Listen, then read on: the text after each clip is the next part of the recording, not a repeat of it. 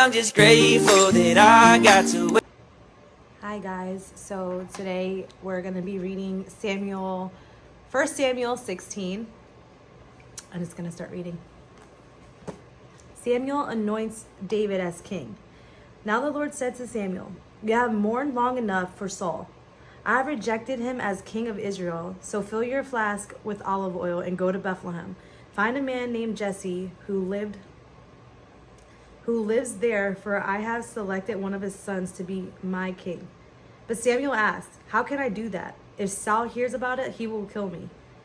"Take a heifer with you," the Lord replied, "and say that you have come to make a sacrifice to the Lord. Invite Jesse to the sacrifice, and I will show you which of his sons to anoint for me." So Samuel did as the Lord instructed. When he arrived at Bethlehem, the elders of the town came trembling to meet him. "What's wrong?" they asked. "Do you come in peace?" "Yes," Samuel asked. "I have come to sacrifice to the Lord. Purify yourself and come with me to the sacrifice." Then Samuel performed a purification rite for Jesse and his sons and invited them to the sacrifice too. When they arrived, Samuel took one look at Eliab and thought, "Surely this is the Lord's anointed." But the Lord said to Samuel, "Don't judge by his appearance or height, for I have rejected him." The Lord doesn't see things the way you see them. People judge by outward appearance, but the Lord looks at the heart. Then Jesse told his son Abinadab, to step forward and walk in front of Samuel. But Samuel said, "This is not the one the Lord has chosen." Next year, Jesse summoned Shimea. But Samuel said, Neither is this the one the Lord has chosen." In the same way, all 7 of Jesse's sons were presented to Samuel. But Samuel said to Jesse, "The Lord has not chosen any of these."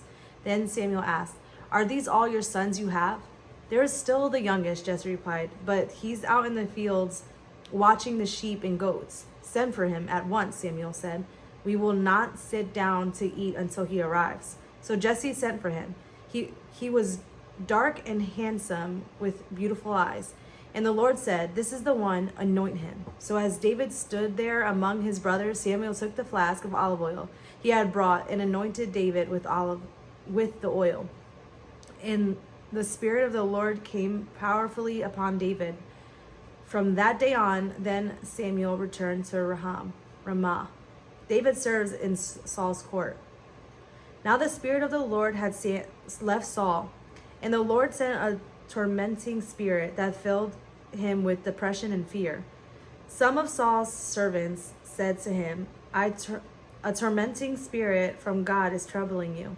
Let us find a good musician to help the harp whenever the tormenting spirit troubles you. He will play soothing music and you will soon be well again." "All right," Saul said. "Find me someone who plays well and bring him here." One of the servants said to Saul, "One of Jesse's sons of Bethlehem is a talented harp player. Not only that, he is a brave warrior, a man of war. He has good judgment. He is also a fine-looking young man, and the Lord is with him."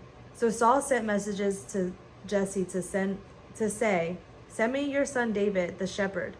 Jesse responded by sending David to Saul, along with a young goat, a donkey loaded with bread, and a wineskin full of wine.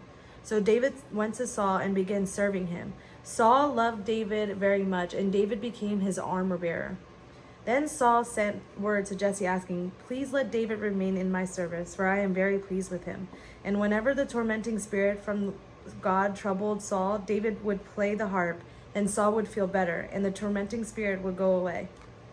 All right, so just come back for my afterthoughts. Lord, I'm just grateful that I got